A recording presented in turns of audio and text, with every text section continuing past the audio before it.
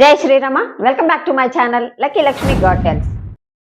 కశ్యప మహర్షికి ఇద్దరు భార్యలు, వినత, కద్రువ. వినతకు పుట్టినవాడు గరుత్మంతుడు.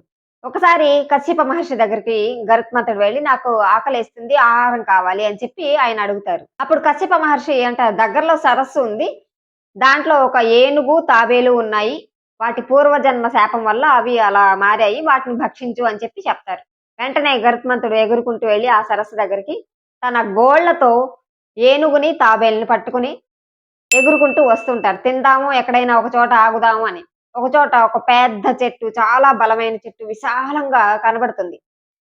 ఆ చెట్టు మీద కూర్చుంటారు ఆహారం తిందామని. ఒక కొమ్మ బలంగా ఉంటుంది, ఆ కొమ్మ మీద కూర్చుంటారు.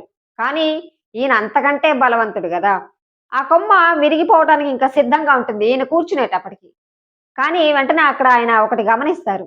ఆ కొమ్మ మీద 60,000 మంది వాలకేయులు, అంటే వీళ్ళందరూ బ్రహ్మదేవుడి సంతానం అన్నమాట. వీళ్ళందరూ తల్లకిందులుగా తపస్సు చేస్తూ ఉంటారు. వాళ్ళు మన బొటన వేలు సైజ్ అంత ఉంటారు, కానీ వారి తపశ్శక్తి అపారం.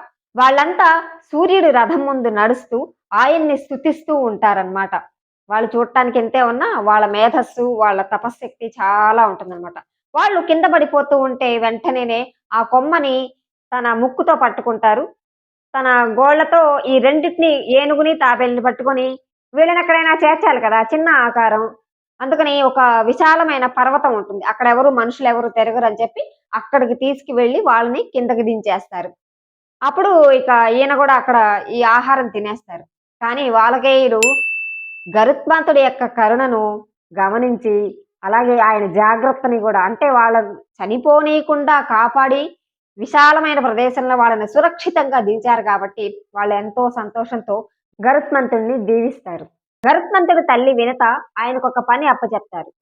అది తెలుసుకుని వాలకేయులు, నీకు ఆ పనిలో విజయం కలుగుతుంది అని చెప్పి దీవిస్తారు. ఇక్కడ మనం ఒక విషయం తెలుసుకోవాలి.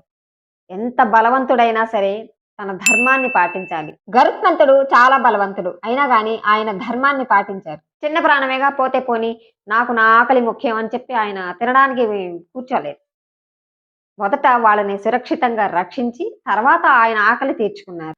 ఇప్పుడు మనం కూడా అంతే. మనం ఏదైనా పని చేయాలనుకున్నప్పుడు అది ఆకలి కానివ్వండి, లేకపోతే ఇంకోటి ఏదైనా కానివ్వండి, ఆ పని వల్ల ఎవరైనా బాధపడుతున్నారా, ఇబ్బంది పడుతున్నారా అని మనం ఒకసారి గమనించుకోవాలి. మన వల్ల ఎవరైనా సంతోషపడకపోయినా పర్వాలేదు కానీ ఎవరు బాధపడకూడదు, కష్టపడకూడదు. వీడియో నచ్చితే లైక్ చేసి సబ్స్క్రైబ్ చేసుకోండి. ఇటువంటి మంచి మంచి విషయాలు మన ఛానల్లో చాలా ఉంటాయి. Thank you. జై శ్రీరామ.